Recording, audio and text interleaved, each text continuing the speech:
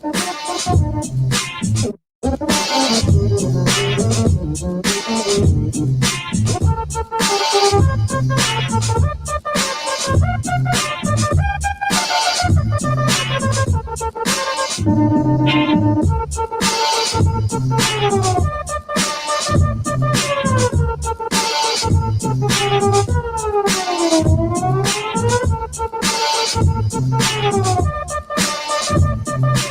is 9:30 on a Thursday night, and you're tuned in to Rip Radio Network, which can mean one and only thing. What's it mean, Tez? You're tuned in to Chip Chat. It's Chip Chat. Welcome to Chip Chat. I'm Chip. That's Tez. I guess. Yeah, I don't know. Who are you? Yeah, you just said it. There you go. You I don't want to, repeat the same thing all the time. It starts to sound hokey and, schlocky and terrestrial radio. That's not what this show is. This show has never once been accused of being hokey, schlocky, and ridiculous. Never. Speaking of which, I am aware of what I look like. Now, you may remember previous viewers bottom of the table that I looked. I say that after. We're still on the table. We're still on the table. We didn't get relegated today. That's why I'm wearing it. So if you watched previously, I've appeared as a backgammon board and various other things.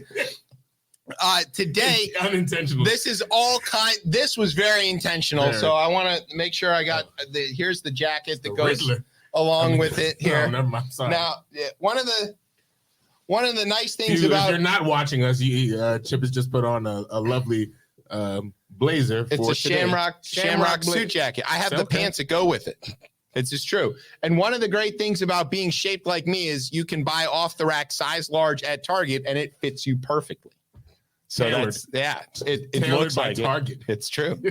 Those children in China do great work. Jesus. Okay, well look, we're not mad at them right now. It's fine.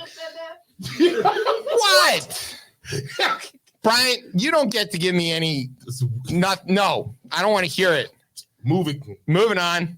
Transition. All right. So yes, I am wearing a Michigan hat because Michigan won today against Colorado State, which is as far as I picked them in the bracket, but it still feels good to get the win. Everton won today in a very, very critical game against an also bad Newcastle team, but still we won with 10 men. I gotta say, Alon got himself thrown out early on with a red, and then Iwobi scored in the 99th minute. Oh, you're welcome. Yeah, right. Yeah, okay. A former Arsenal. Yes. Well, your former Arsenal guys have been dispersed as of late, so you guys lost, by the way. We did, yeah. That was not helpful. It was not. You have to help, being back to Liverpool. We are not an elite club yet. No, we're not. It's like that's obvious. Don't tell the people who own the place. Yeah. So that's fine. Don't chop your hands off or whatever they do. Oh, what's the thing they did to Khashoggi? Oh God! Oh, he's on. He's 2 for 2 right now. Moving on. Transition. Okay, that's okay. You're on one today. This week we have a returning guest. He's a journalist from the world of real news, not whatever the hell this thing is. Shit is here. God damn. Yeah, J. Scott Smith is going to be here. He's here because he won all the awards all at once, which we are going to ask him about. These are real friend words. Of the show, right? He is. He's on this show all the time. But meeting him, but yeah, I think he's been on the show consistently for 5 years. He goes all the way back to before the Shack Out Back. So he's been with us for a while. Oh, I asked someone to explain the Shack Out Back to me. We got canceled off of Rip Radio and had to do the show out of the shack in the back of my house. So it's good to know that if this all goes down, that we can still do the show. Okay, that's exactly right. Yes. That's comforting and also terrifying.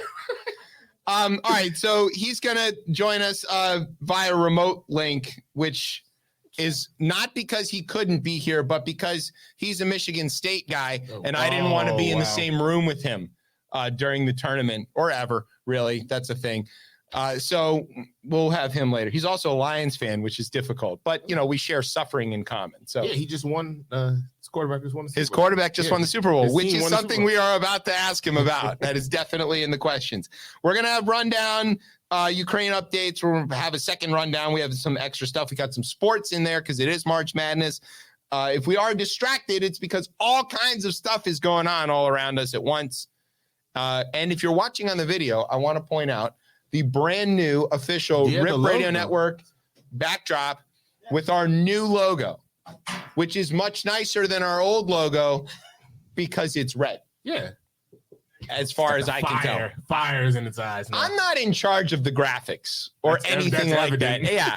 I'm not a visual guy. Obviously. I'm nearly blind. It's true. I shouldn't be driving. Oh my. What? You're gonna be fine. I can see you. Yeah, your kids are gonna be trying to like snatch your license. You're like, I can still do it. Yeah, well, I can. That battle's gonna be. I hell. don't think they know how any of that works yet. No, but I'm gonna enjoy that. From what you just said, Yeah. I shouldn't even be driving. I'm gonna be hot wiring a golf cart or something. Like, come and catch me, coppers. Call me Mint Jelly because I'm on the lam. Oh God, That's a bad Simpsons joke. All right. Anyway, you got a word. I did. I'm gonna flip it. What?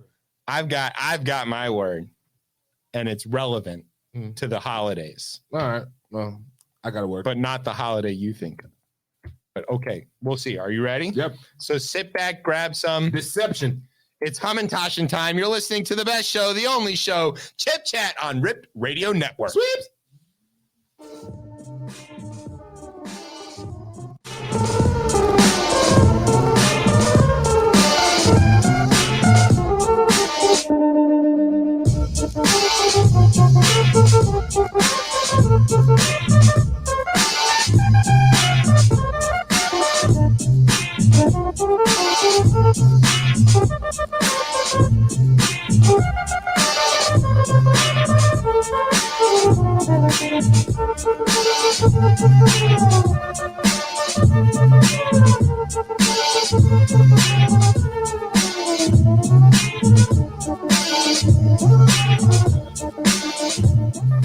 All right, welcome back to Chip Chat here on Rip Radio Network. I'm your host, Chip. With me is Tez. All right, so now we've come to the part of the show, the unfortunate part of the show that I feel like is going to be with us maybe longer than we had thought.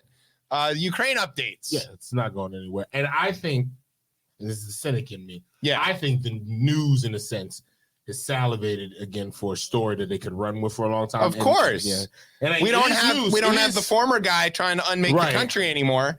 So now we've got like a thing that they can run around the clock. And not to say, and I guess once you have a 24-hour news cycle, you have to fill it with something. And I'm back to checking my Washington Post app like every other hour, which is exactly what they wanted. I'm not saying that this is a wag the dog. We're not saying that the media made up this war. This is a very real war, and lots of people are dying. And it should be covered. No one's saying that, and it's terrifying and bad. Yeah. Okay. Should go without saying. Right. Now, if you're in Russia, you're probably listening to Chip Chat, which is true because when we checked our stats, Russia's the second most country of the whole world that listens to our show. Russia, Chip Chat, we know that. That's true. I think Albania's up there too. All right. Yeah, it's good. Whatever. But if you're in Russia, you might not know that there's a war going on in Ukraine. And if you do, you don't think it's a war. Yeah. Peacekeeping mission. Yeah, but a really brave reporter who I've been scouring the internet to find someone to pronunciation of her name. I'm working on it. Okay, Ovsiniakova. I'm going with that. Okay. Ovsiniakova is Sinyankova. Yeah. Right. I got it. Yeah, I think we think. Ovsiniakova. Okay, so Marina, her name is Marina. We're going to call her Marina. That's easier. Yeah. This is the American thing where we just don't learn other countries' names. Reporters aren't even going. They can't bother. They call her the editor at Channel One. Exactly. The blonde editor at Channel One. I was searching. I would figure NPR would have got this right by now. Couldn't find it. No, I was surprised. They couldn't find anybody. Giannis came on the scene. No one was saying that. Kumpo. I had to wait for the Chuck D song with and Flav says it. So I was like, if Flav can do it, I can do it. Yeah. All right. So anyway, she worked there. Marina worked at Channel One in Russia. And that's the state broadcasting thing. And this is a huge place. Like 15,000 people work there or whatever. Yeah, it's like PBS. Yeah. I'm just joking. Not state news. I just want to be clear about that. Publicly funded is not the same thing. You just help Tucker. I know. Tucker. They're gonna someone clips that and runs. Tuckems is gonna be like, I told you they were, and it was the black guy that said it. Exactly. So he's gonna be like really excited about it. You guys are sick. All right. Also, in overtime right now, St. Peter's is about to knock Kentucky off, which, if that happens, will fuck everybody else's brackets and put me back in the running. This is why we're not a news show. Go St. Peter's. This is exactly why we're not a news show. Listen. What just happened there? I can't be like clear-minded during March Madness. It's called madness. It's not March like distraction. I am envious that it doesn't do this for me anymore. I don't know what that's like. It must be nice to be immune to this thing. I'm just like, yeah, okay. I'm completely obsessed. All right. Anyway, let's get back to the story.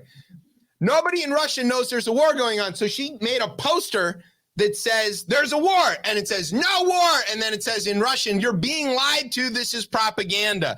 And she like got on the set behind Putin's favorite presenter and held this sign up so that people could see it. Now, I'm going to guess, and I'm going out on a limb here, I'm going to guess that the Russians have a delay on all of their broadcasts for a lot of reasons. And so they probably were able to like go to commercial before too many people saw this. But then they covered that this story took place. I was going to say. And they blurred out the sign except for the part where it says, this is propaganda. So the Russian people know that something happened and that it's propaganda. But, Putin might spin that and be like, yo, this is whatever this is up, it's propaganda. That's all you need to focus on. That's exactly right. So all of us in the West saw that this took place and we're like, oh, she's dead. She's dead. They're going to, for real, definitely just took her away and shot her. Like, that's what.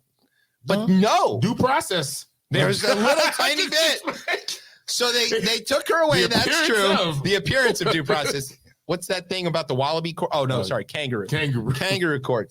So they take her away and they put her in detention, and then they run her through this thing, and they basically charge her and convict her with disturbing the peace or some very minor crime. And they fined her. They fined her 30,000 rubles, which is good because that's worth like $20 right now. And she's like, no problem. I got that. And she paid the fine and she's out. Undoubtedly will be charged and murdered later. No, zero chance she survives this. Yeah. What in Putin's history makes you think she survives this? You just might be locked away in something for a long time and die there. Is she so famous that he can't kill her? Like with maybe Navalny to or whatever? Point though, not immediately. But again, I think this still is another issue that's highlighted again, that he kind of made a bad bet when people are in your own state-run news and like, because that's a huge risk to take. So that's also like some of the reporters have been talking about this. They have some interaction with Russia State TV, and so they know some of the goings on in there. And they basically pointed out that it's not like she could really do this as a single rogue person. There's so many people around that they all had to sort of passively let this go, right? Saw her carrying the poster board, saw her writing the stuff on the market, and they all let it go. And then we found out today there was like a mass resignation. A bunch of people quit got killed. I don't know, but it's Russia. You don't know. You just don't know. So I don't know what's going on over there, but it's not safe. And one could imagine that basically this is just going to throw gas on the fire if the Russians had any gas left, which they don't. I don't know, because their tanks are stalled out. Yeah, right. Well, no. Okay, I hope not. They're dealing with COVID at the moment. Well, for the moment, yes. So that bought us like a week, which is good. We got those switchblades over there to the Ukrainians, and now I heard the iPhone plant's already back open. Oh yeah. So. Well, the children don't get affected by COVID as bad. That's it's all the lead that they are exposed to makes them immune. Strong. Yeah. Strong. Oh my God. Yeah. All right. The other big story out of the Ukraine war that we want to cover is called Okay Then. The Russians, in response to our crippling sanctions that have tanked their economy and made their currency utterly worthless. Unified sanctions that I'm sure Putin didn't expect. He did not expect. Even Singapore was in. Yeah. And when Singapore is in on the sanctions, because they're basically a gangster country, they're purpose is to launder money. When the Swiss are like, yo, the Swiss is we're going to end neutrality on this one. Because it's a little we'll close to hide all the Nazi gold you've got, but invading Ukraine, whew, that's a little too far. That's melting our chocolate, buddy. So what? It was either chocolate or cheese. What am I going with? We're close to Easter. Yeah, sure. So after we levied sanctions, the world levied sanctions on Russia to really damage them. They're like, oh yeah, we got sanctions too. So they're like, we're going to sanction everybody, including Secretary of Defense Lloyd Austin, Deputy Treasury Secretary Wally something or other. Like, they don't even know. Security Advisor Jake Sullivan. And importantly, for some reason, Hillary Clinton. Got to. Yeah. You know why it was Hillary Clinton, right? Why? Because that helps with the Fox News narrative and all this stuff. Yeah, that somehow she's involved in all of it. Yeah. So, they're going and Hillary too. But very importantly, they sanctioned. Other countries sanction Hillary when we can't. Yes, that's right. Yeah. I get Tucker another one. Why are we so mad about Russia? They've taken action against Hillary Clinton. Why haven't we taken it? Where's Hunter Biden? No, Jesus. Fucking Tucker. All right. So, but the other really important thing is that they sanctioned Joseph Robinette Biden. Is that his daddy? That is his dad. That's his daddy. Because he's a junior. Yeah. As Press Secretary Jen Psaki pointed out, quote, I'd first note that President Biden is a junior, so they may have sanctioned his dad. May he rest in peace. None of us are planning tourist trips to Russia, and none of us have bank accounts we won't be able to access, so somehow we'll forge ahead. I love Jen Psaki. She is the press secretary we needed. She's like the Huckasands that does the good stuff. Like, she has the same contempt for shenanigans as Huckasands, but she isn't involved in the shenanigans the way Huckasands was. Such a thankless job. Yeah. Oh, yeah. But she seems like she enjoys it because she had that same job at State Department in the Obama administration. Yeah, but it's lesser. She's going straight to TV. Oh, yeah. So once it's over, dynamite. It's that I already. Well, when Joy Reid gets Maddow's show, Psaki right in. It's happening. Yeah. We said it here first. That's right. We predicted it. Okay. Come on the show once the prediction goes through. Also, the situation in Ukraine is bad. The Russians are killing everybody. Yeah, there was I guess where the folks were sheltering in a theater. Yeah. And the Russians were like, oh, that's where they're all at? Boom. Because we could go to the end of the show with this, but I don't know where the exit route is for this, because even at the end of it all, what is the war crime supposed to look like? Well, if the idea what is it going to look like? Where can he go? He wants to capture Ukraine and make it part of Russia. If he ends up turning the place into burning rubble, what exactly is the point about capturing it? I thought he cared. He loved it. They're brothers. Yeah. Ukraine is part of Russia, and he's destroying it all. As we've explained on this show, that really the Russian Empire starts in Kyiv. That's where it starts. The Archduchy of Kyiv is where what becomes the Russian Empire started. And so I understand the sort of fraternal desire to reunite and all of that. But the Ukrainians aren't about that. They're just not interested in this at all. And they also that's cool. We respect all that, but we don't want to be like that. If Russia was like a big giant democracy, right? And they were like, hey, Ukraine, would you like to, rejoin in a federation or something like that? They might go, you know what? You stood for democracy for 30 years. We've stood for democracy for 30 years. We really like what you're doing over there. We're brothers, we speak a similar language. All right, cool. Yeah, we're in. But no, that's the opposite of what's going on here. Exact opposite. They're like, you're our brothers. This is Russia. You're our brothers. And Ukraine's like, nah, not so much. And they're like, yeah, you are. Boom, boom, big guns. Exactly. And Ukraine is like, all right. Okay. And then and even then Zelensky, when he came into office, he tried to work it out with him. He tried. But then when the Russians invaded, they took down all the signs, and now they're just literally getting lost in the streets of Ukraine. And the Ukrainians are just walking up to them, planting mines on the tanks, blowing them up, and walking away. I've seen some reports that he's they're starting to fire senior officials inside. Yeah, well, they fired a number of generals, the ones that hadn't gotten killed yet. Yeah. And it's also worth pointing out that fired could mean like fire squad. Fired. Yeah. You're fired. Right. See, Trump used to just say it. Yeah. Putin does it. Yeah. Fire. I like that one too. But one of the other really telling things here is that like we're sending weapons to the Ukrainians and they're fighting a pretty effective fight because they're on home turf and they know what they're doing. The Russians don't have any morale. 4 weeks wasn't on my bingo card. Or food or fuel or into anything. Week 4, I didn't think that. Yeah, it's like an NFL pool. Yeah, You're hanging in there. You're the Denver Broncos of war.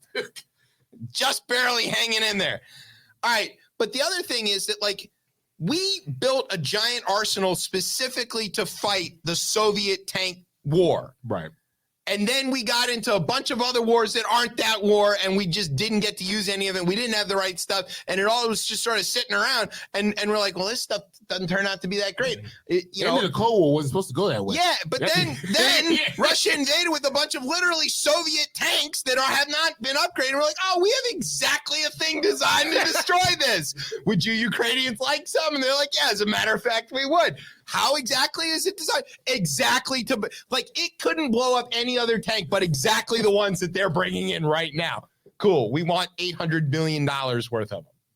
And Biden was like, done. Even Congress was into it. Except Marjorie. No, look, Marjorie's like, that's their problem. It's not even offensive that what happens. Future Secretary of Defense of the Federation of Russia, Marjorie Taylor Greene. Yeah, I don't even want to give them any. You know why she's mad? Oh Lord, why? Zelensky, member of the tribe, wouldn't let her play with the laser. Yeah, space laser. That's right. That's how it goes. It's always what the issue is. I mean, look, if you'd just been nice to us, we'd have definitely let you, like, nuke a hot dog or something. I don't know what she wants with the laser, but she's really into what she wants with the laser. No, I know what she wants with the laser. That's going to hurt you more than it is me. I just got to sit over here and going to zap you with the laser. I didn't know. Yeah, well. Quote unquote laser. We don't have a laser. I just want to be clear about that. I'm telling you, don't play around. Not real. You're the one that started Tuckems off. Yeah, I know, right? Look.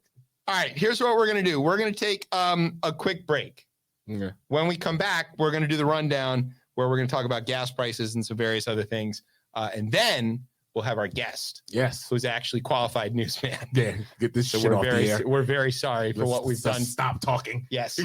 Well, we're going to talk, but then we're going to let him talk. To talk more. Yeah, he's better at it than we are. He's a professional. All right, we're going to take a break. You're listening to Chip Chat on Ripped Radio Network. Swips.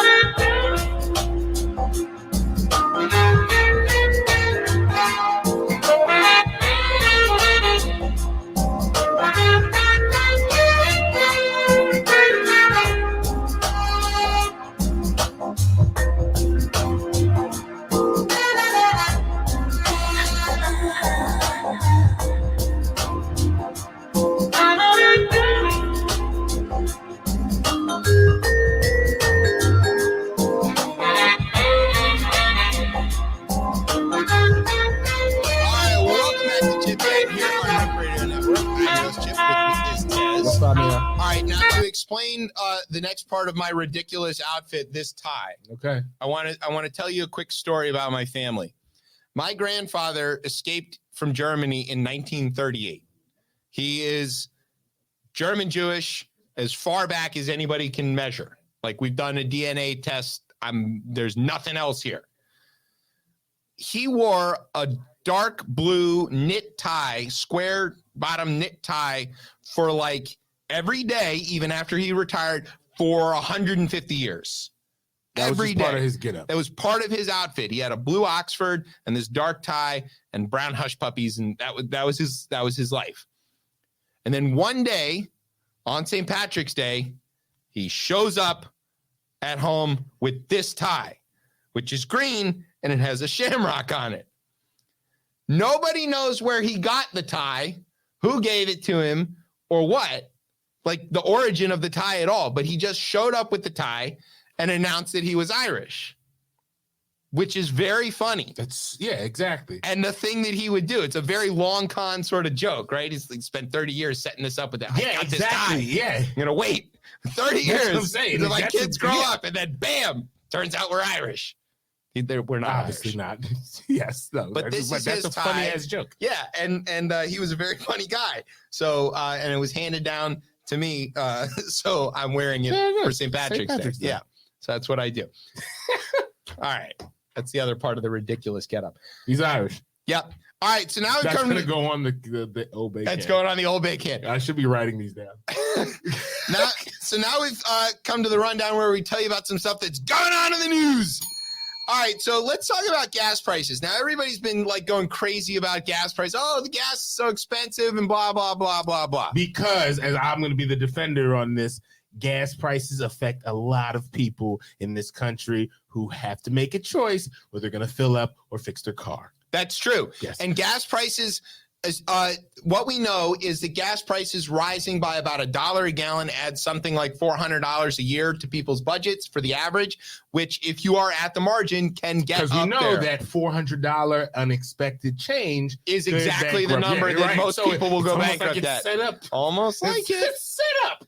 Okay, good God. But the thing to know is that gas prices are a function of a lot of things. Yes. So your local gas station buys tankfuls of gas basically every other day. That's about how much they can hold. And they buy it on a future contract. Yep. So they're buying their next load of gas at whatever price the gas depots sell it at. To make that a little bit more clear so that everybody knows, there's gas pipelines all over the country from these refineries that go to these depots, and then the trucks go and fill up, and then they squirt in whatever additives are like the Shell additives or the Exxon additives. The gas is all the same gas. Yeah. The additives are probably mostly the same. And then they go to the gas station and they put it in the tanks in the ground. Right. All of that is on a basically as needed basis. It is very, very on demand. There is very little slack in the system, as we saw when the Colonial Pipeline got hacked. Yes, we saw exactly how. And there was like about a day and a half's worth of slack in the system. So if oil prices spike, that cascades down through the system basically in a week. Right. The oil prices went up. The oil prices did not go up because Joe Biden made the oil prices go up. Well, oh my God. Well, yes. Now I see. Yes. And it has nothing to do with how much we're drilling, because we are actually producing more oil at this moment than at any time in U.S. history. The president doesn't control inflation or the oil. That's correct. And there are lots and lots of wells that have been drilled already that are just not producing because it's too expensive to produce out of those wells until the price of oil reaches a high enough point, at which point it's worth go ahead and uncapping that well and pulling the oil out. Money. Okay. That is what has actually happened. It is mostly a function of COVID sort of winding down and a bunch of pent-up demand cascading through the system. Also, China rapidly stepping on the gas to try to develop and make up ground for what got lost during the pandemic, and they are buying up a lot of the oil. Yeah, and the cartel also, OPEC, is not, there's a plan that they're going to follow. They're not going to adjust to this at all. That's exactly right. They're like, hey, they have pumping limits. Yeah, they have pumping, and they've been burned before trying to do, and they're here to make money. And make no mistake, every member of OPEC is going to cheat on the pumping limits that they all set for each other. They're none of them honest, but only to a point, because what they don't want to do is drive that price down. So they want to pump as much as they can get away with. When we got in the negative barrels during the pandemic. That's exactly right. Right. So we saw in the last week or so, oil has gone on this roller coaster ride, dropping $30 a barrel and then back up. And it's like, it's this crazy thing. That's all going to be reflected at the pump. There is nothing sneaky, nefarious, government-oriented about any of this. And to be extremely clear, this idea of taking away the fuel taxes is the dumbest fucking thing I've ever heard. Because if you take off the federal gas tax, which is only 14 cents a gallon, I want to point out, and hasn't been raised since the mid-90s. It doesn't move. That's a move. And was supposed to be enough to fund the Highway Trust Fund, but obviously isn't, because we just had to do Infrastructure Week. Finally. Thanks, Joe Biden. We have to get rid of thanks Obama now. Thanks, Joe Biden. Thanks, Biden. But like all of that, like if thanks for what, Biden? Right. That one, if you take those 14 cents off, the oil companies will just raise the price of the barrel by those 14 cents. They will just get that money. It won't cut your price at all. They'll just absorb that cost. It's not like, they control the supply here and they control the price, not the taxes. The taxes are such a minute portion of this. So no gas tax holidays. That's dumb. All that does is make our roads worse. It bankrupts state economies, local governments, and all that kind of stuff. It's a terrible idea. Don't do it, Larry Hogan. Or anybody else who's listening. Glenn Youngkin is going to do it because he hates any kind of taxes. Yes. What is that fund? Schools? Fuck that shit. Yeah. So no, it bothers him. It gets an itch under the sweater vest. Oh, he's got that fleece on and he's like, what's itching? I know, public funding for libraries. And he throws it.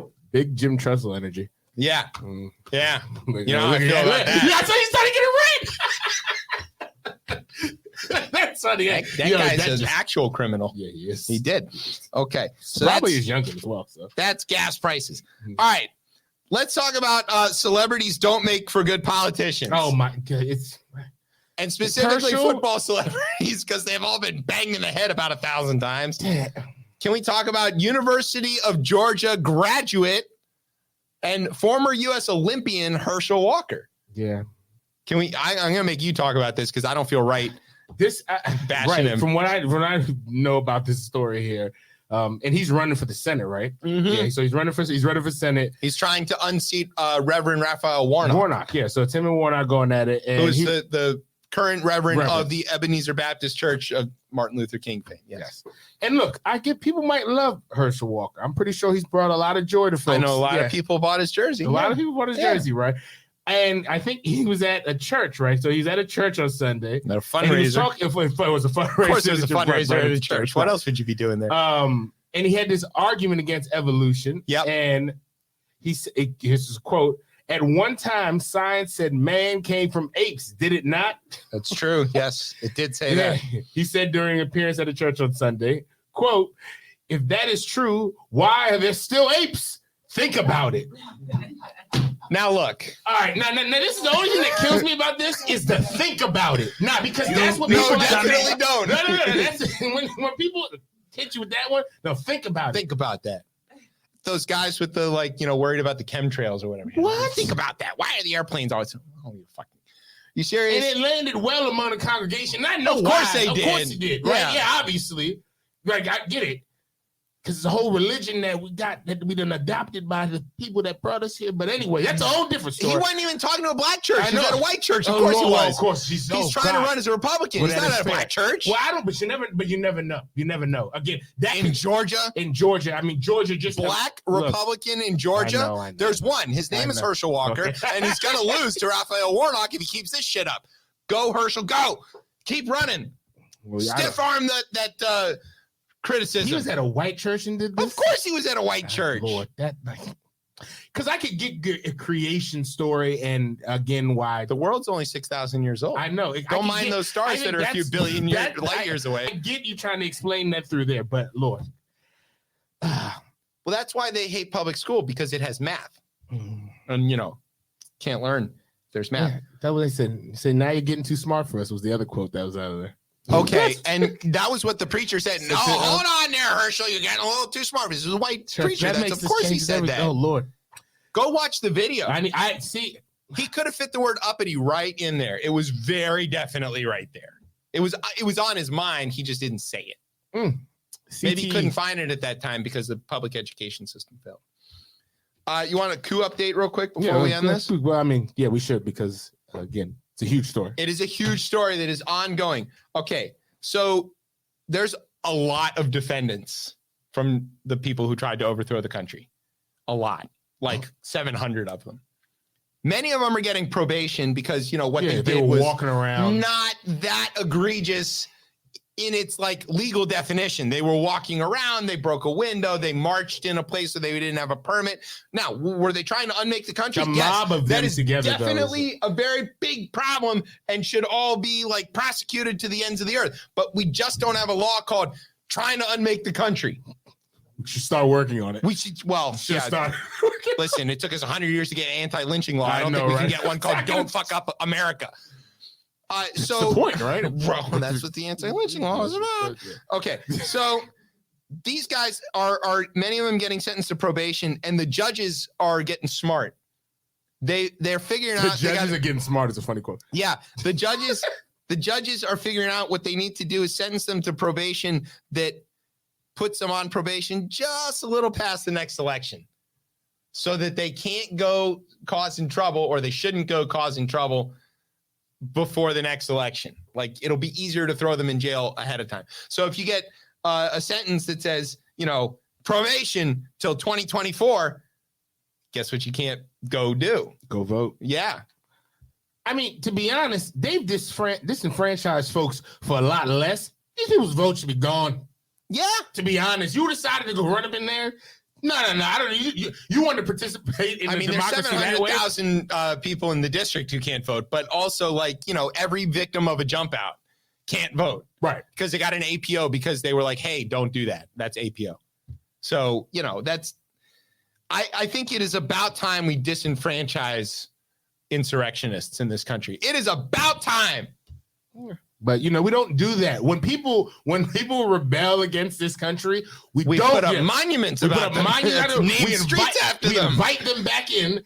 Whole mountains in Georgia get their faces carved on them. That's it. I've seen Brian's been there. Brian was at Stone Mountain. He was looking for a black Republican in Georgia. Like me. Did not find him. So anyway. I'm operating in Reconstruction. Can we have Reconstruction back? I thought that those are the radical Republicans I like. Those guys were pretty good. And they're like, you should let black people be senators. And it was like, all right, we have two of them. The good kind. I'm not counting Tim Scott. You got Warnock and Booker. Yeah. I'm just saying. No, Tim Scott. Come on. This guy's that police future vice president Tim Scott. Yeah. Hang Mike Pence.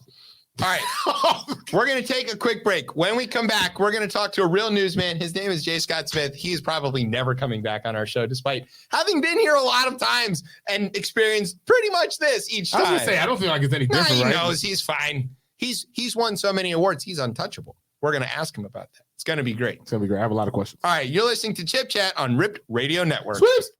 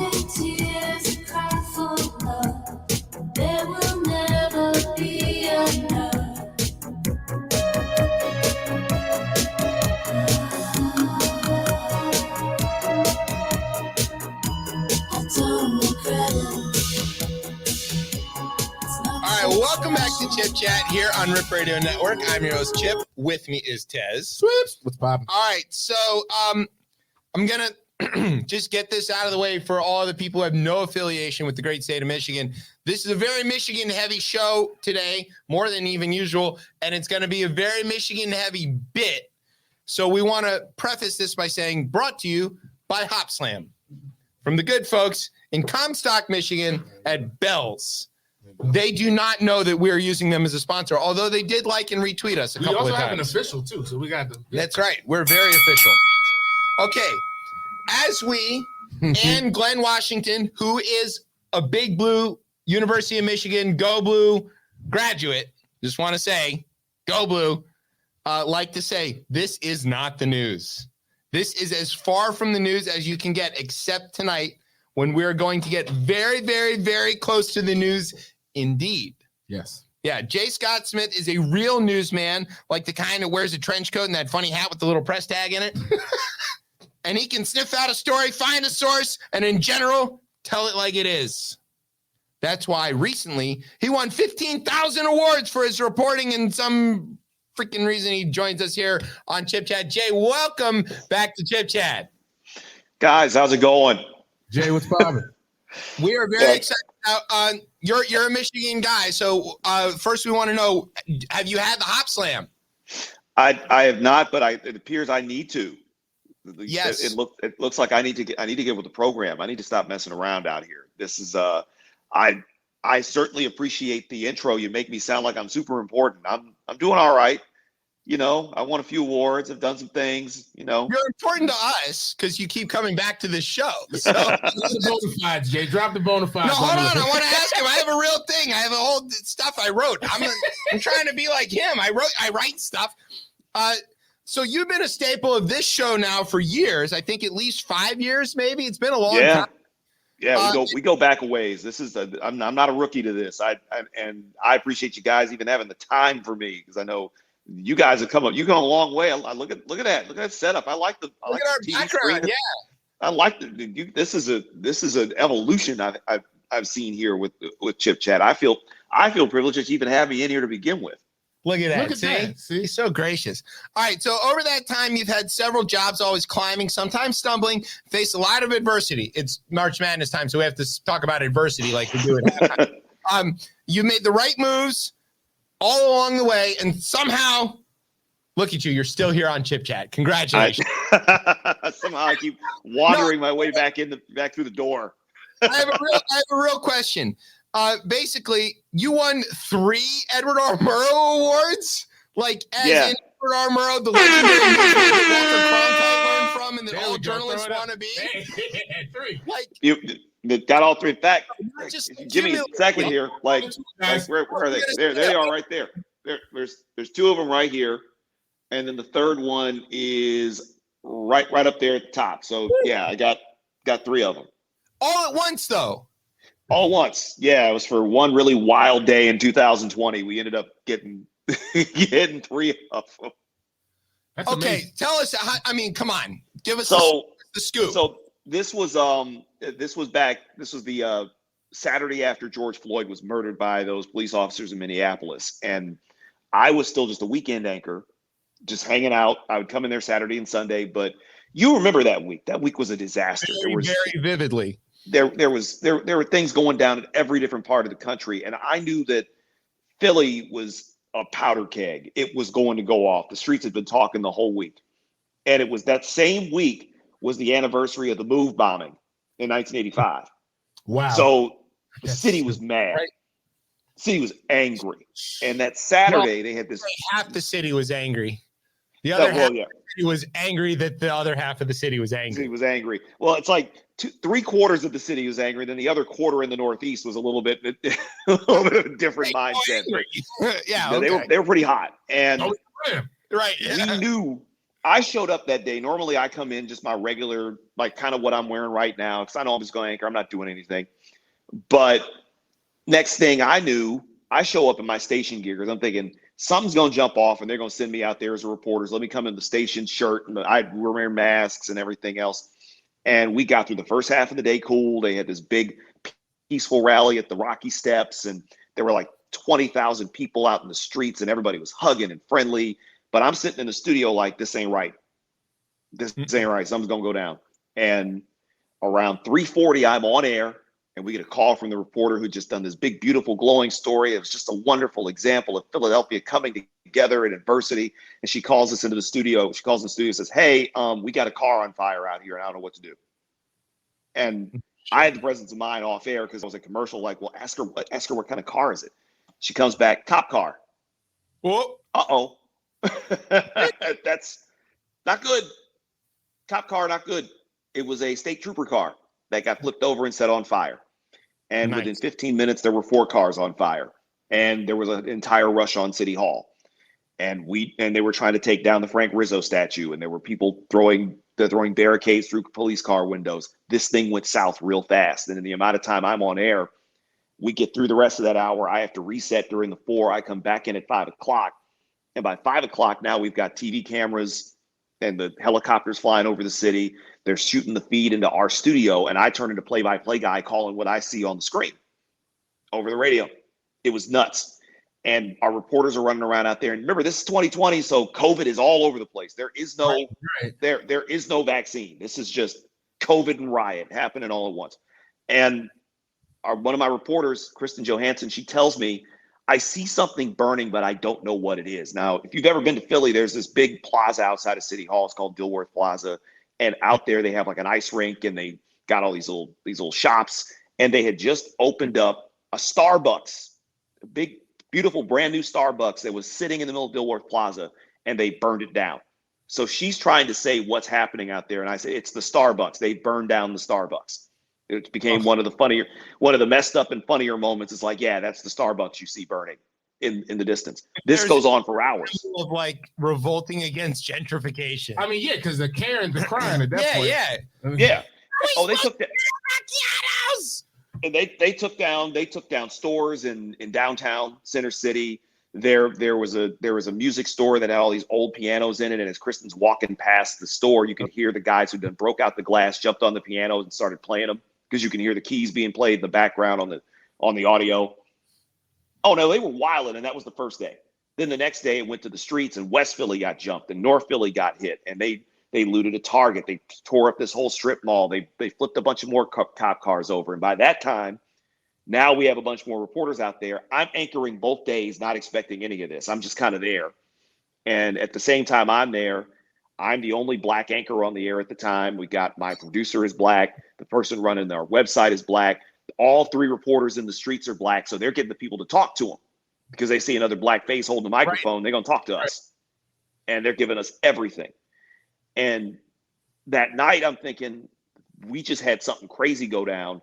Let me pitch the idea of maybe we do some like news story on this, some little quick kind of reflective story on this. And I tell my program director, and he turns it into an audio documentary. It's like, let's do a whole 30 for 30 type of thing on what we just had this weekend. And turned out a year later, my afternoon of coverage got me 1 Murrow Award, and the audio documentary that I came up with got 2 more. And that's those 3 that are sitting up on the wall. Jay, how do you emotionally process that? Because you're at work, He's right? a reporter. You're they don't at have work. emotions. Exactly. He drinks. That's how. That's fine. But you I read an interesting book by Peter Hamill about the drinking life. We hang out with Laszlo all the time. You want to know how it's the same way we do. But I would assume that. But you're in the moment. You're doing a job, right? You're here to report on it. But like after that, you obviously have your own feelings around this. Like, how do you deal with that? Great question. When I walked out of there that Saturday night, my mother calls me from Detroit because she listens. I have a little Amazon thing that she listens online to what we were doing. She called me the second I walked out of that building, and she said, "How are you feeling?" I just said, I don't know. I have no idea, because half of me is just freaked out by what I'm seeing. The other half totally gets why all hell is breaking loose in this city right now. I totally get it, because we were that fed up. And then the next day, it was just like the same thing. That went on in the city for like 3-4 more days, but those first 2 days were just outrageous. And I'm trying to process it. So I had to turn off the angry black man brain for like a few hours, and I had to go full play-by-play. I had to go full Mike Breen calling this whole thing, just making sure that I get it right and do it right and I do it justice. And then when I get out of there that night, I pretty much jumped in the car. I had a silent drive home. I couldn't even listen to music. I just drove all the way back to the crib. I know those ones. That's how you know you're really processing something. Yeah. I went back to the crib and then I did work, you know. Yeah. I went back to the crib, got back to my apartment, sat there for about 30 minutes, and then did what anybody else would do. I went to WWE Network and started watching a bunch of old wrestling matches and completely shut off everything else because I had to do what I had to do. I'm like, you know what? I need some Bret Hart versus Owen Hart in my life. I'm going to do that for about the next hour and get that far away from my head because then I had to turn around and do it the next day. Right. And the next day, the shit was even heavier because it happens again. And now it's just, okay, what are we going to do next? What's happening next? I think I'd probably spent the rest of that following night on YouTube watching gaming videos and doing anything I could to just not think about it. I will watch them play Super Mario Kart. Get this away from me. I think I was watching on your Twitter and stuff. It all of a sudden went really different. Like, yeah, I mean, you know, we're friends on Twitter. We talk on there a lot, but you know, and mostly it's about like sports and like, oh no, look at what the terrible, I don't know, let's call them audacity of it all. Like, then all of a sudden you were tweeting about stuff that I don't even understand or care about, like wrestling. And I was like, all right, I think Jay's having a moment. I was going to ask Jay how to protect your mental health during this job. Clearly, Bret Hart. Bret Hart. Yeah, that's it's either that or I'll listen to a lot of rap music or I got to step completely. I'll play video games. I'll do anything that does not involve it. The way I keep myself sane even now is the second I get off air at 7:00 every night, turn it off. I can't do it. I'll peek in if I'll peek like the night that like when Putin attacks Ukraine. Yeah, you kind of can't avoid that. You kind of can't ignore that one. That one, yeah, I gotta crack CNN on or I gotta go on to MSNBC and I gotta at least see what's going on because now I know this is content we're dealing with for the next day. But when I get off the air, nah, bro, that's when the basketball games come on. That's when the football games come on. That's when I go as far away from it as possible. The Pistons are terrible. I get it. Yeah, we need Tez has weaned himself off of. You know, you and I have this thing where we need sports because it feels like a tribal affiliation, but it also gives us that distraction and it gives us something that we can care about passionately that doesn't really matter very much. Yeah. Is a much better person than I am. He's decided that he can do without the NFL and without college football and without college basketball. And I don't understand how anybody can even live like that. All right, you know what? I'm going to go ahead and I'm going to dispute that now because I'm going into some of my own questions right here. Well, I want you to ask the other question. Let me get this one out the way. We have a language. Okay, now wait a minute. Because we have to preface this. Right, preface. Okay, you're a Detroit guy. But you live in Philly now and you've been there for a while. Yep.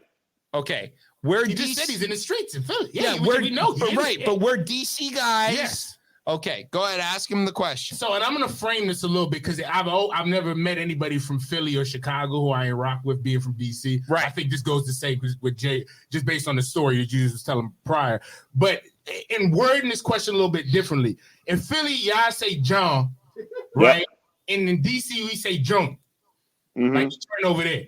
And again, which can be like any noun. It works for anything. Yeah, it's literally anything. I think they derive. I don't think that the question was worded. They stole it from us. Chip wants to say y'all stole it from us. I don't think that's the case. I've seen like Questlove has been saying those type of. He's been saying that for a long time. I've heard that from. I think he picked it up here. I think that just comes from old black people from just all around him from the private because joint makes sense. Right, that's like that old John, jazz guys, like. But John, I just feel like it's the Philly just accent on it. Is it? It is. It's the Philly hook on it.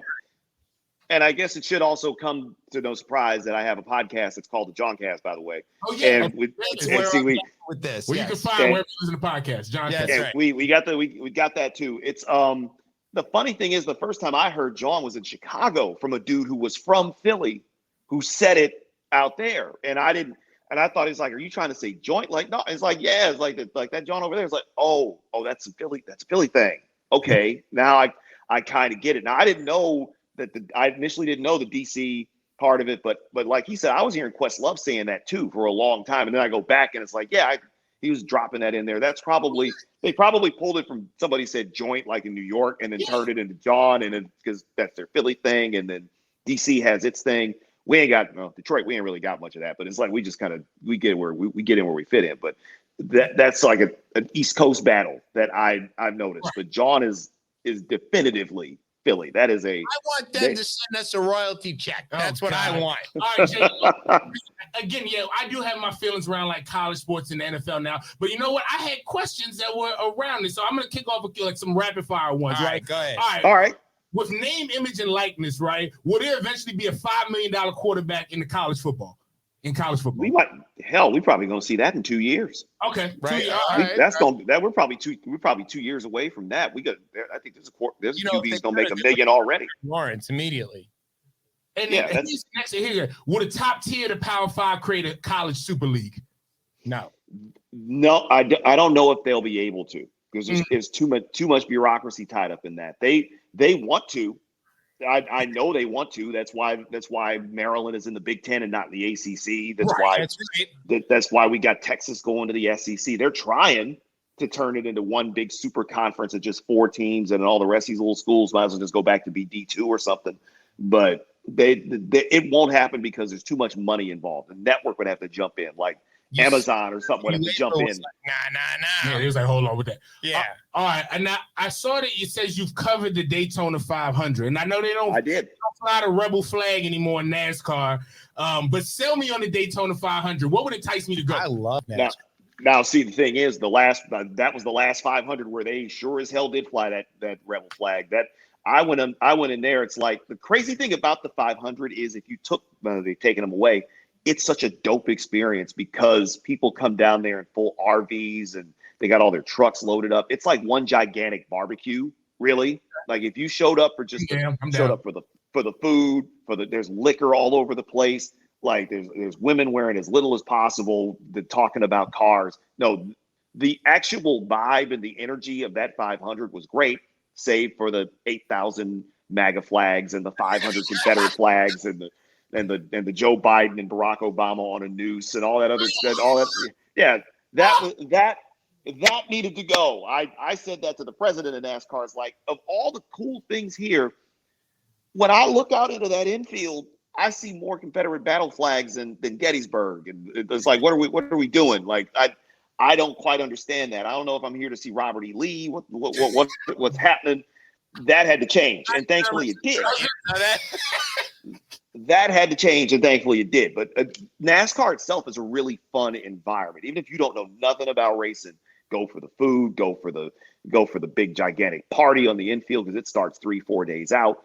Go for as much liquor as people can apparently go through without actually driving. Please don't drink and drive because cops are everywhere out there. But that weekend in Daytona was some of the most fun I'd honestly had, except for you're from Detroit.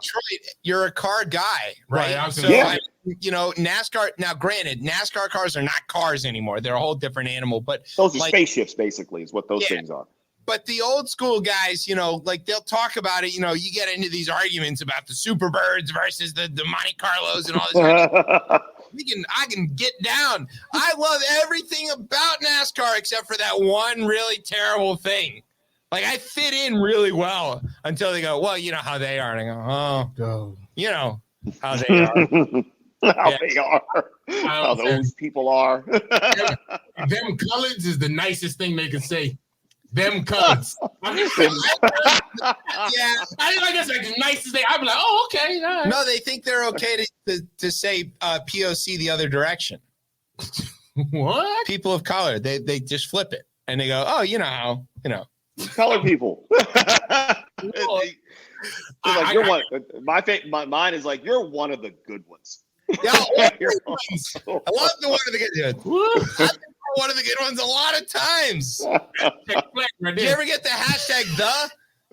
How the Jews are? They're one of the blacks. Yes. Oh my God. Hashtag the. I got. Can I ask you one? You can have questions. I got 100 questions. All right, I want to pivot, a little bit more into the sports thing, and I can pivot. We were just talking sports. No, I can. We were talking about Daytona. He knows where this is about to go. Likeness. I don't like anything about sports. You try to typecast me as this. I want to turn it. Reads all day. That's not me.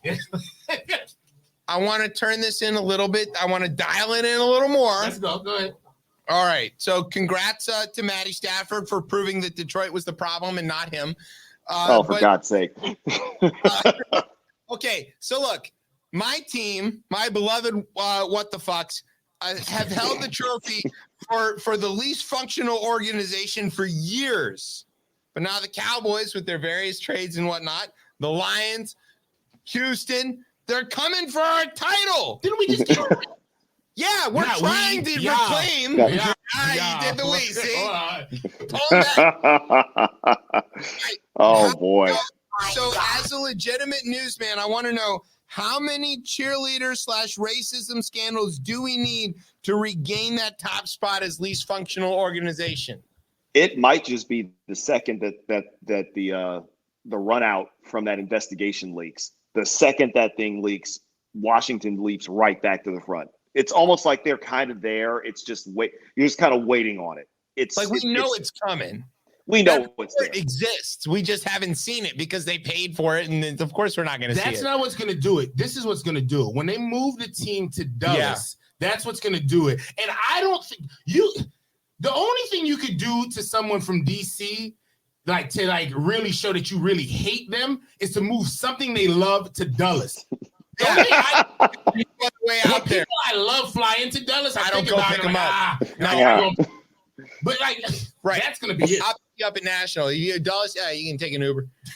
That's like moving something to South Jersey or the suburbs in Philly. Like that's taking something down the main line in Philly. Like, if you don't care that much for something, you'll move it to Montgomery County and just say, all right, forget about it. It's gone. It's gonna be like the Cobb County. It's gonna be like the Cobb County Braves.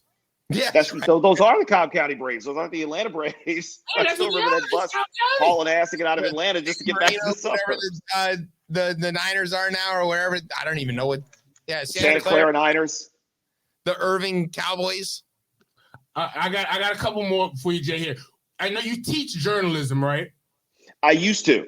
I still mentor. I still do stuff at like Temple University. I still do stuff for Lincoln, things like that. But what's a skill or a strength that you hope that all your students have or develop at the end of the semester? Shoo, that's a good question. That is a good question. God damn, that's a great one. I would say the discernment, being able to basically understand. You got to get to know your subject. That's the thing I always tell them, is that you got to get to know your subject when you're talking to them. You got to be able to read them. And you may not know how to do that initially, but the best thing to do is let them tell on themselves, get to know them, learn to know their eye movements, the hand movements. Just what they're saying isn't giving the whole story away. When I used to do a lot of feature work, my thing is like, yeah, you can sit here and be telling me one thing. I'm watching your hands. I'm watching your eyes. Are you looking away? What are you doing? Because I don't know if you BSing me pretty fast. And I'm the dude who point them out in stories. So that's what you got to look for. You just got to be better at reading people, because that's really what this is. It's all about that. You ask them questions and see where the body moves. That's me. Okay, no, that discernment is the one that should just be global for us as a society. That? So the next interview we do, I mean, we're gonna be like, I'm just trying to get free game. That's why I'm asking these. Questions like this. Right? Yes, if you see it. All right, here's another one. This is kind of off the left field. You have to be able to raise the one eyebrow. Is that the move? At NABJ, do any journalists have like the clubs booked for like parties, like in colorful flyers, like a basketball player, like the rappers do when they come to Oh my God. Oh, so when some of them like the high profile people come through. Lester Holt comes in. Lester Holt is rocking it. No, I will say this. This was years ago. The first time I knew that I was not anywhere near the level of some of these cats who pull up at these conventions. This is in San Diego in 2010. And Roland Martin, when that brother came through, it's 3:30 in the afternoon. He comes off the plane in an ascot. Woo! Yellow. Head to toe, yellow suit. Brother looked like a sunflower. Yellow suit, the shoes. He had the frilly ass. I mean, it was frilly. Like that. That's the only thing. It was frilly. Like that brother was ready. Walked in there, had the cufflinks shine and everything, and I'm standing there, basically wearing a Detroit Tiger T-shirt and some khaki shorts. I'm just off of a cross country flight. The newsman. Yeah, don't sell yourself short. That is a perfectly legitimate outfit. I look like a sports writer. This cat looked like he was about to host a revival. There was like a big difference. It's like the bank accounts were not adding up at that point in time. That dude came in there ready to rock and roll. Like he was big. Like now, like guys like Stephen A, who won't come in nearly that dappered up, but Stephen A is in the room when he walks in, and it's just like immediately commands the attention when he comes through the door. Guys like that. Like there are some dudes who do have like the athlete rock star type of following. Like and that's one of them. But yeah, Roland Martin having the different outfits. Like that dude looked like Roy G. Biv with all the different colors. One is red, one is blue, one is green, one is yellow. He had a violet one that he showed up in. He pulled up at a party in the black and yellow because he's an alpha, and he hit the full alpha phi alpha stroll on stage. Yeah, he ain't playing. Okay, all right. do you think if we came to one of those events, because we're not real journalists, but we do hang out with real journalists and make ridiculous jokes, would people come and talk to us? You know, I mean, like, can we do chip chat live? Yeah, you're one of a good example of like, this show is where public radio comes to say stuff they don't mean to say, right? As Celeste Headley, like a lot of folks come around here, you know. Could we come and hang out? Can you get us a date with Nicole Hannah-Jones? That's what we want to know. Oh boy. Oh boy. Not a romantic one. We just want to hang out with her. And drink say, yeah. Uncle Nearest, of course. I would if you got see the convention's in Vegas this year, which by the way, Vegas pretty good. First one in person since 19 in Vegas. If you guys showed up in Vegas, you could probably do the podcast in Vegas. I just don't know how much. Well, I forgot you guys don't have a filter.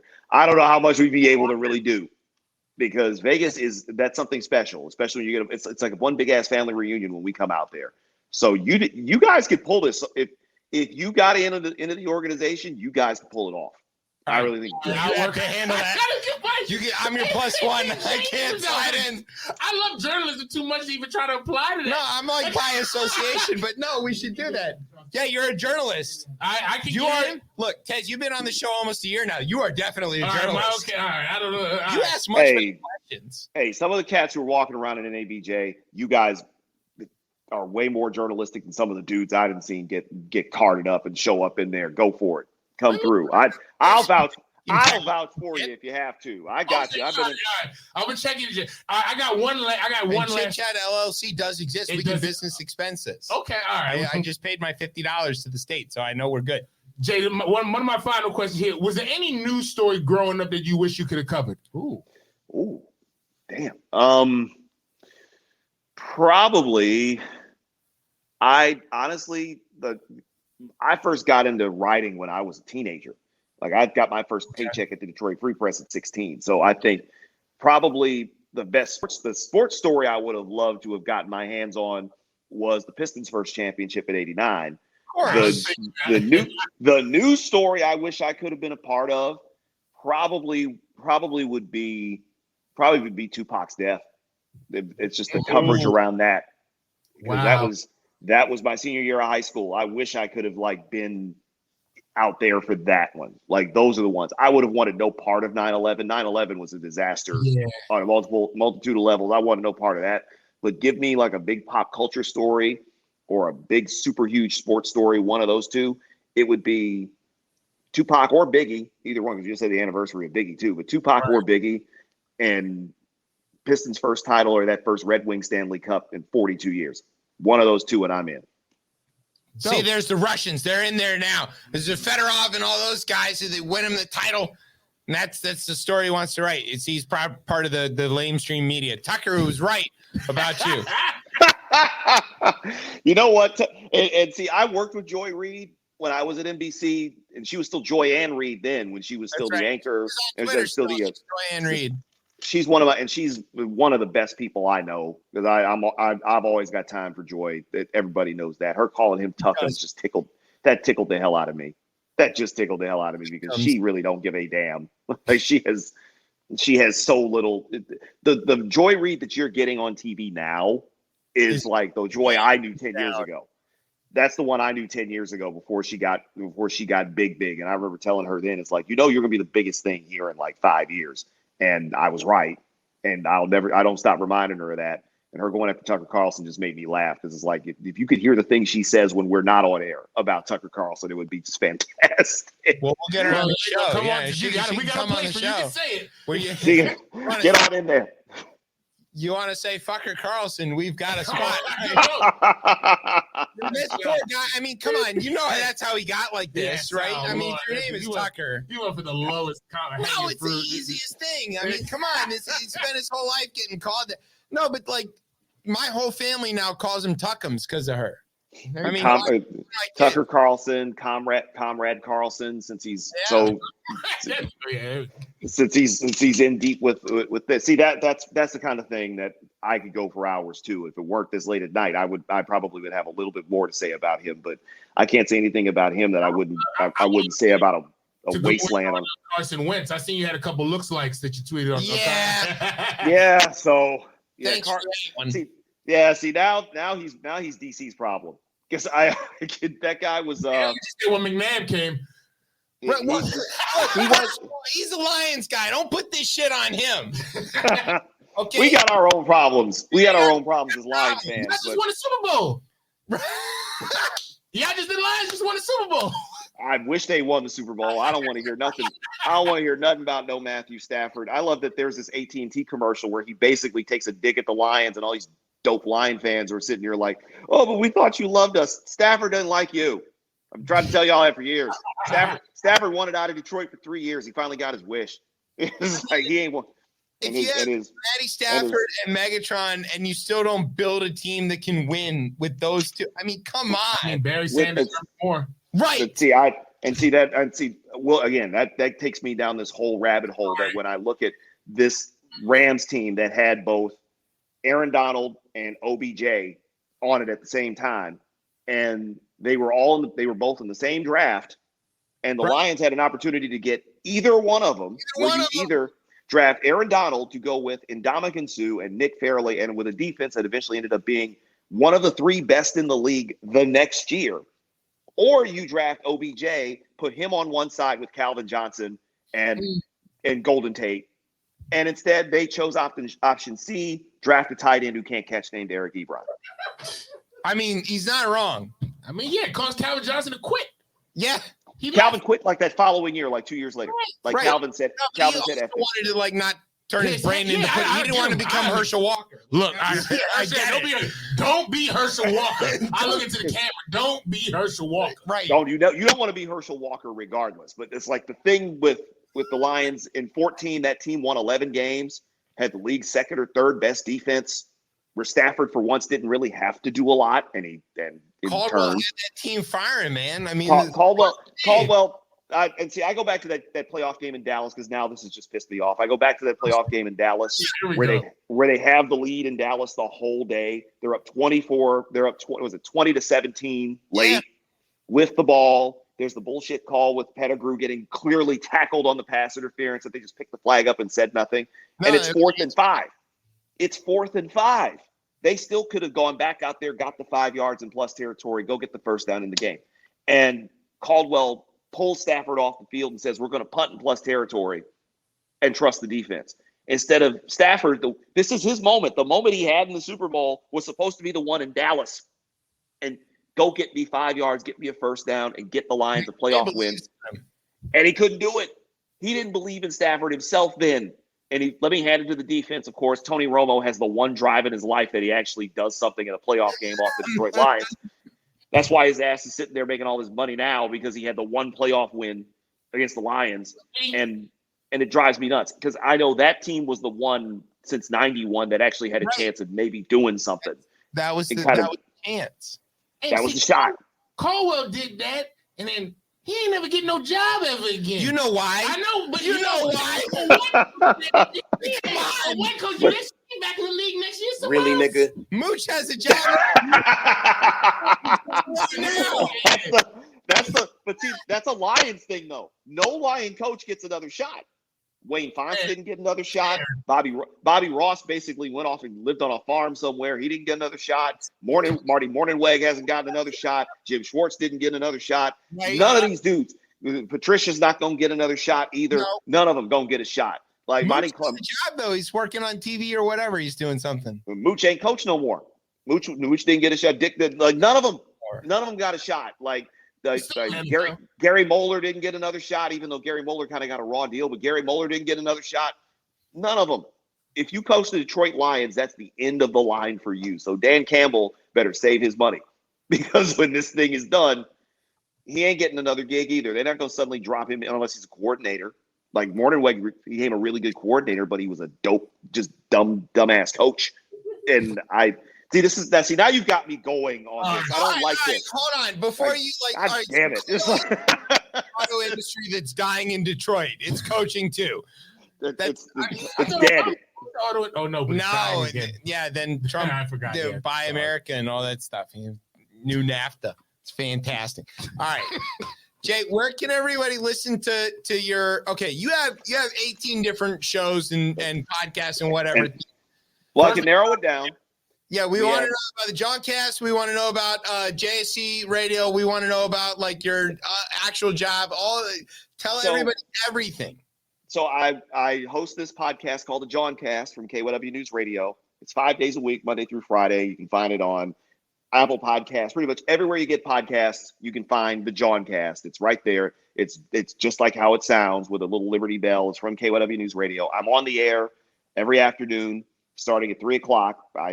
I'm on the news on radio on 103.9 FM in Philadelphia, 1060 AM in Philadelphia, and on as well online on the Odyssey.com app. Odyssey used to be Intercom. They changed the name, but AUDACY. The Odyssey app is where you can also hear me 5 days a week. Monday through Friday, 3 p.m. to 4 p.m. and 5 to 7. And that's what I'm doing mostly these days. I also do a lot of pretty much wherever you guys want to have me. That's why I can pop in here on a Thursday night. I'm not getting swamped like I used to. And JSC Radio is still a thing, but because I do everything else, it's on hiatus.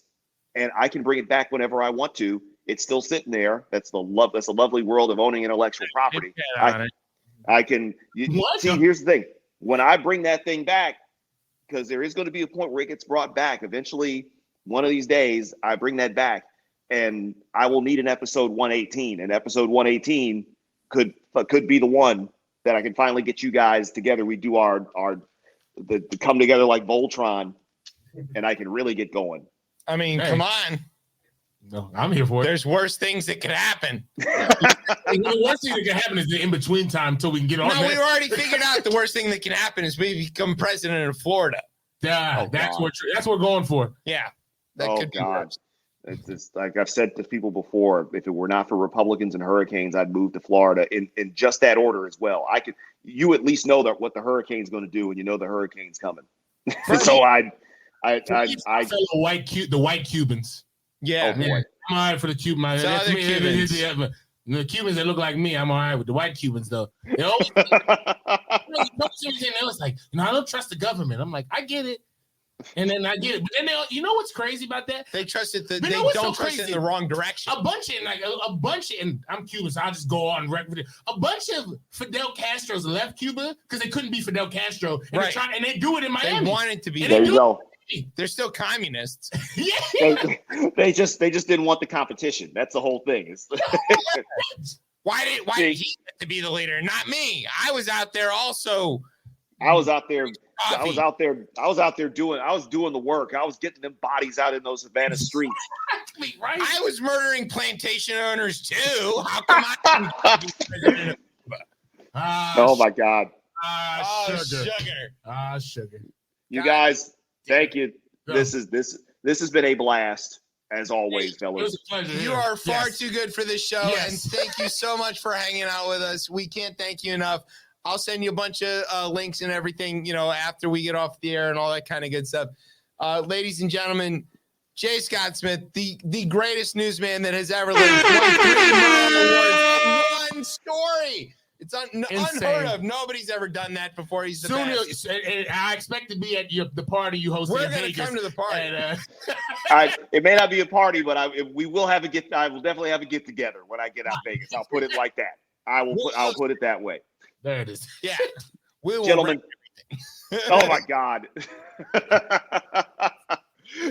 I will keep that in mind ahead of time because that's happening in August. Vegas in August. Good God, I'm not even.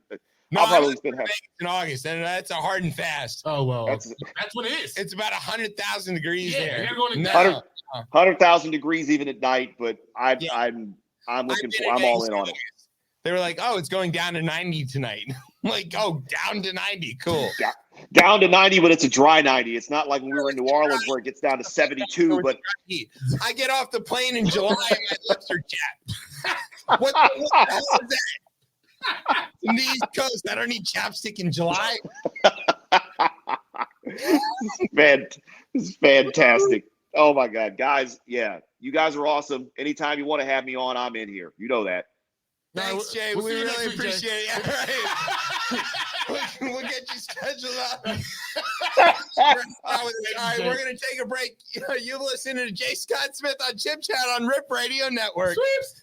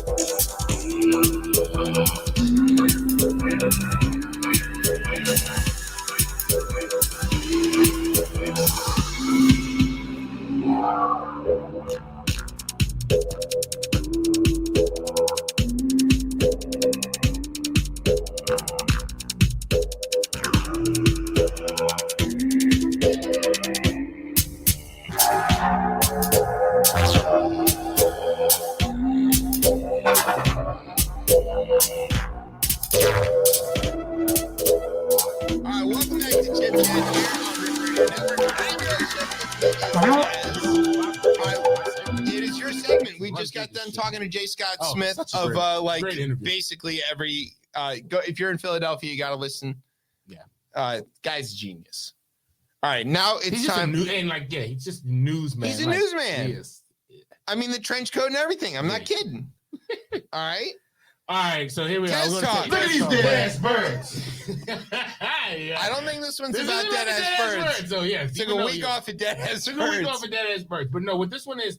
The Indiana Senate killed a controversial House Bill 1134, which would have banned several quote unquote divisive concepts, not even topics, concepts, because that's an interesting one to use. I don't know. Right, concepts, and giving more power over the curriculum and classroom activities to parents, which again, I'm not against parents having go to your damn PTA meetings. I'm at them. I get it. But I don't know if I should be controlling what the curriculum is. I don't. No, that's not why I sent my kids to school. Right. I think that You want to homeschool your kids? Go for Homeschool it. them, Please yeah, and homeschool. right. And I think obviously Get your little disease-ridden, unvaccinated children out of our schools. Just saying. Right. So, this is just one of those bills that are going around the country, right? Or Every local Republican municipalities, state legislator is throwing these They out got there. the easy way to call this is the critical race theory bills, even though no one's teaching critical race at all. Also not a thing. Yeah, it's not a thing that's never been taught. McGraw-Hill is still telling folks that the people that The came lost to cause. the lost cause, and the immigrants who came to this country worked here were having a decent life. And Bill O'Reilly said that they had a good life building the U.S. Capitol. So it's fine. Exactly. Yeah, Slavery was fine. It's over now. We got the blues out of it, so everything is okay now. It's all okay. And white people have learned to play the blues now, myself included. So it's all forgiven. And again, the reason why these bills are really destructive to what's going on is because it is trying to erase what is American history. Right? Yes. But I don't think enough gets, and the reason why I put the story in here is because there's not enough said when these bills get defeated. And this bill did get defeated. It did. Yeah, it got defeated. But it got defeated in a weird way. In a very weird way. It didn't have enough votes. Yeah, it didn't have enough votes, but some of the reason it didn't have enough votes Because is they took the teeth out the bill, correct? because they said it didn't go far enough. Right. It wouldn't let them punish teachers for teaching history. There was lawsuits, I think, that were involved. Yeah. Finish him. So, like, it's one of those things where, like, people who object to Obamacare because it doesn't cover enough people, and they go, well, Obamacare doesn't work because it doesn't help me. Like, well, okay, so you're advocating for universal health care. No, that's socialism. You're like, whoa, wait a minute. But don't take it from me. Right. It's insane, right? And the author of this bill, I don't want to give too much, but some dude named Baldwin, right? In the first week of Not the good one. Not the good one, No. right? It's a fortunate last name. In the first week of this year's legislative session, he suggested that teachers should remain neutral on fascism, Nazism, and Marxism. Neutral on Nazism. Neutral on it. I mean, I just wanted to get your thoughts on that one. No, I remember when that one came across the wire. I was like, not sure what the neutral position on that. Yeah, I don't know what the neutral position could be on that. Like, you can't be neutral, and you shouldn't want to have dinner with Hitler. Like, I don't know why I have to tell people that. It should not be a thing. It shouldn't be a thing, right? He later walked back the comments. He was like, all right, maybe we shouldn't be neutral on Nazism. But yeah, again, it got defeated. Somehow Switzerland figured it out. Somehow. And then the second one, which we have is breaking news update on this one. Breaking news is officials are working to free, if you didn't know, the container ship got stuck in the Chesapeake. Yeah, and it's owned by the same guys. Company. It's the same company, Evergreen Marine. Yep, those same guys that stuck the one in the Suez. Yeah, the good old Ever Given. The Ever Given. The Ever Given got stuck in the Suez, but what got stuck in the Chesapeake, do you know the name of that one? Ever Forward. They're all ever something. Yeah, they're not moving ever forward. Yeah, it's not going. It's not going forward right there. But the breaking news is there's a diving team that's out there, and there haven't been any leaks to the fuel system, and that's good for the Chesapeake Bay. And you know, protect the oysters, protect the oysters. Yeah, save the crabs and eat them. Yeah, but no injuries, no pollution, no damage to the ship. But I think it's just run aground. It's run aground. I think we kind of might need to figure this out because supply chains. I mean, look, everybody knows that the Chesapeake is a very shallow body of water. It's where was it going? An estuary. I didn't figure where. Baltimore, I'm assuming, right? Yeah, it's going to Baltimore Harbor. I assume it does this all the time. Yes, lots of ships do this all the time. There's a defined channel. It is dredged regularly in order to allow for this space. The dredging is used to put back islands like Tangier Island that doesn't believe in climate change, and it's true. And so this is an easy problem that nobody has. Literally nobody has this. The Chesapeake is easily navigable by basically the whole world, but these ever guys, they're ever lost, ever run aground should be the name of their next ship. Right. I wish ever stuck. I wish when all the colonists were taking their ships, I wish they ran aground. They did. That's where they put with the Native Americans. No, they ran aground and they're like, this is called Jamestown now. That's literally what they did. No, you're laughing. But that's literally what they did. They sailed as far up a river as they could get. And then wherever the ship got stuck, which is basically along the fall line, if you look at East Coast rivers, they all have this fall line where the continental shelf drops. Yeah. And then that's where the settlement is because they went as far inland as they could sail, and that's it. These white men are dangerous. Yeah. That's true. Thanks, Pocahontas. I hate that movie. Well, yes, obviously. Well, yes, obviously. But my children saw it a couple times. Oh, God, it's over. And then they're like, we want to watch that movie. I was like, no, we're not watching this movie. This is the worst. And it's Mel Gibson is the good guy in this movie. Oh, my God. That movie is akin to when I came home from elementary school and told my daddy that Lincoln freed the slaves. And woo! I know we don't beat kids the same way anymore or at all. And you know, I objected to that true statement. Well, no, Lincoln didn't free the slaves. The slaves freed Lincoln.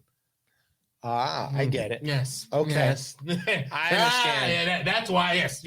I got it. See, it's that them damn books. I told you that McGraw-Hill fucked me too. Hill, I told you. But I'm teaching it right. Look, I grew up in Virginia. Don't put it on me. It's not my fault. It's not you. They warped my poor little brain. I'm already stupid. What song is it? Oh, Brian's gonna play us a song. Oh, it's the Pocahontas song. Get that shit out of here. You know what? You want to know what?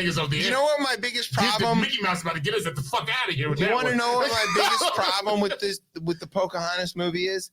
They show these cliffs and these mountains and stuff. There's no place in Virginia that looks like that. This is how I and not to mention no place in Virginia. In the fucking Tidewater, where Jamestown really is, it's all flat. There's nothing like I'm so mad about that. I feel about that random shot of the Capitol, that stock image that has buildings behind it, because there's no buildings. There's no buildings there. Anywhere you go, there's no buildings behind it. So I'm completely there with you. Like, who are these cliffs that she's jumping off of with this swan dive and shit? There's no fucking cliffs. It's like they made it to Ghana. Yeah. Not based on the coloration. Yes. All right, let's do this segment called Rundown Part 2. This is the oh shit edition. Birds do it, bees do it, even the wasps do it.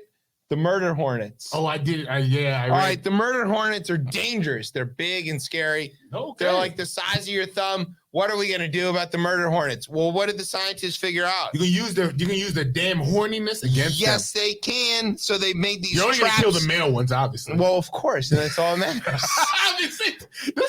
Women, if you want a way to get us out of here, just use the horniness against us. All right, so they figured out these. Let's see. Recently, a team of entomologists caught a bunch of virgin giant hornet queens and their drones from colonies in Yunnan, China. They swabbed the queen's sex glands and used gas chromatography and mass spectrometry to mass spectrometry. My grandmother studied mass spectrometry. No, because she's because she went to Harvard. Yeah. And she's What fucking the genius. fuck was that? All right, that's a real thing. No, not that part, but the word spectrometry. Yeah, we know that. Our listeners are like, what? That's a hard word. Trust me, especially after a hop slam. I'm about to say, what's that? All right, they identified the pheromone compounds from 6 of the queens, and they basically figured out how to trap the male murder hornets with sex smells. So they sprayed pheromones, man. Chanel No. 5 Hornet edition in the trap, and these idiots fell for it. All right, you ready to go for another trap? Mm-hmm. McLean, Virginia. That is very close to where I grew up, literally next door. Mitt Romney was doing a little fundraiser. Of course, he was doing a fundraiser in McLean. But what else do you do in McLean? Just so you understand, you do that and you go to Tyson's, which is another fundraiser. That's not the part of McLean anymore. They have their own thing. What? No, they have a separate post office now. For real? They just got a new post office. When did redistricting did that? No, not redistricting. Oh, it's the post office. Just the post office. Yeah, DeJoy did it. Hey, he did something good. Actually, did another thing good, but we'll talk about that off air. Yeah. All right. So McLean is where the people who would never associate with people like us live. No. But those people, they held a fundraiser for Mitt. Of course they did, right? Because he's one of them. He's a Bain Capital, billionaire. Yeah. So, and at the fundraiser, he told some people some stuff. What did he say? He said democracy, Is at stake. It's at stake. Yeah. And then he told us about what he has inside his office. He has a chart. He has a bunch. Now listen, I got stuff in my house. Yeah, I got charts, right? I have charts of like all the space probes that have gone to everywhere in the solar system. Oh, that's dope. It's a cool chart, right? And the kids like to study. I like it. It's out of date now because you got new stuff. Yeah. But I'm into that. What chart does Mitt Romney have? His chart in the Senate office is tracing history of civilization over the past 4,000 years. Again, only 2,000 years from when it started. And, and he said it's a reminder of how it can rise and collapse civilization, right? And how unusual, I would say, and precarious the American democracy is in global history, which I'm not even going to argue, right? He's right about all that. Right, the initial with the rich white men and what they were doing in this whole democracy. Yeah, like, again, other places wasn't about that type of shit. No, it's king and the king runs the shit. Well, right. Okay, so he's not wrong about that. Right. And to quote him, another piece he was saying, from the Mongol Empire to the Roman Empire, Romney said, autocracy is the chart's default setting. And that is true. I agree with that. Yeah. Authoritarian leaders at every turn. That is throughout history. That's how it goes. And all of those things have collapsed at some point. At some point, because the humans get upset. Yeah. Yeah.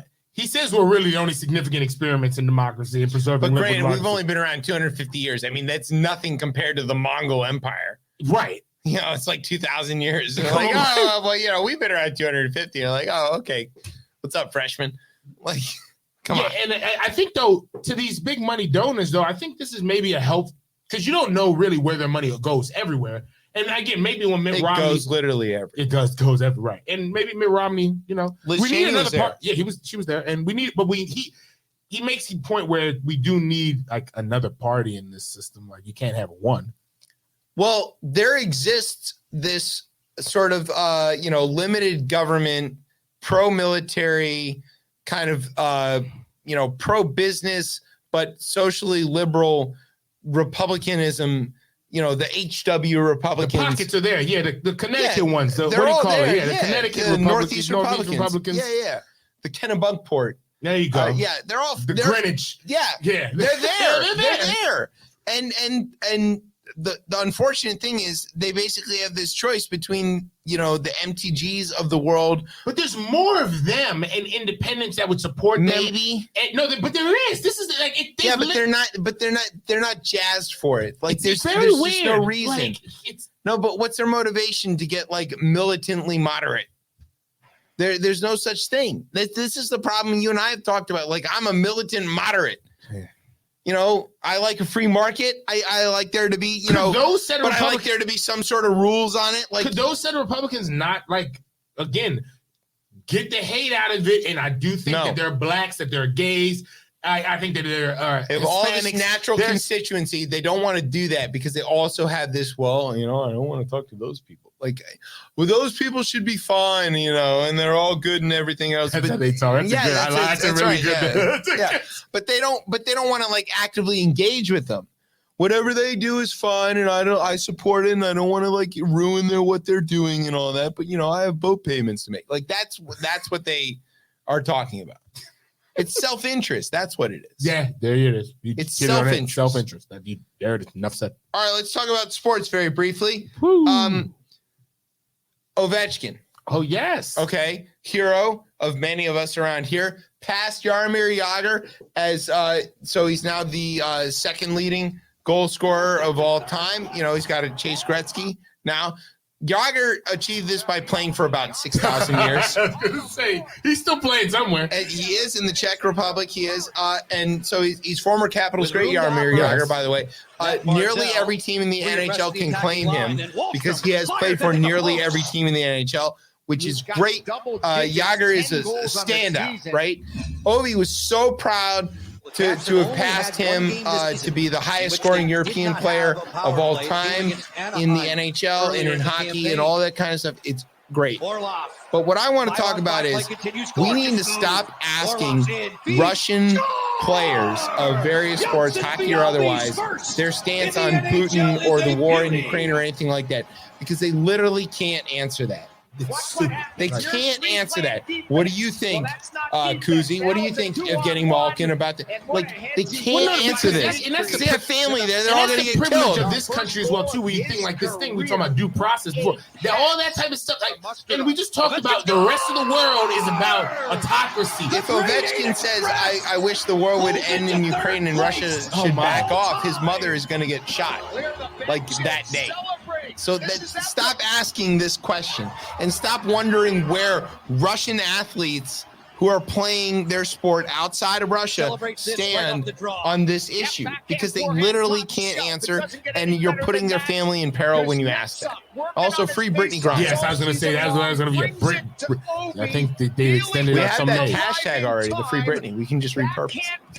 It's the same thing. Not even moving very similar. Very similar. Yeah, she's being held by, crazy old white man. Yes, yeah, right. That's right. All right. Also, I want to give a shout out to St. Jimmy of Ann Arbor. Oh, yeah, you guys did something. Yes. So St. Jimmy of Ann Arbor, he hired a female grad assistant to be the next coach there. She's also black. Did you know that? I did not know that. That's not relevant. Also, she's also female. Also not relevant. Basically, the headline here is Jim Harbaugh hired a black woman on the coaching staff at University of Michigan. That is not the headline. The headline should be Jim Harbaugh hired a competent person to be on the coaching staff. Good. We could use the help. Thank you. Way to go, Jimmy. You're a trailblazer. I would say. For making this was not a hard decision. It doesn't seem to be right. She has a sports management bachelor's from, I think, what is it, Georgetown? Someplace good. And then she's trying to go to grad school played Georgetown basketball. Yeah, she played Georgetown, right. Yeah. She played at Georgetown. I'm sorry. And she has a sports management degree, and she's working on her master's at the Gerald Ford Graduate School at University of Michigan. There's nothing complicated about this. She's obviously qualified. There's congratulations. We hired a qualified person to do a job. I guess the thing is, it doesn't. Breaking news: Jim Harbaugh hired a plumber to fix his leaking pipe. Right. I wish this story was so common that it didn't have a special headline. Well, I think though, and her name is Mimi, by the way. I hope eventually it does become common on there, similar to when I forgot the name of the player from the Raiders who came out as gay. It was just all right, Carl Nassib. Yeah, he just got traded, by the way. Got traded. Yeah.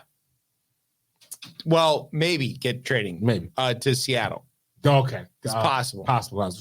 I'm not following it. But right again. Now, if he's on the trading block, can we get him on the Washington football team, because we need sacks? And it didn't seem like that. It just was all right, and then it should not be a story. Hopefully, eventually that happens here in these similar cases here. Can we not give a fuck that she's a black woman? That's fantastic. I'm glad she's there.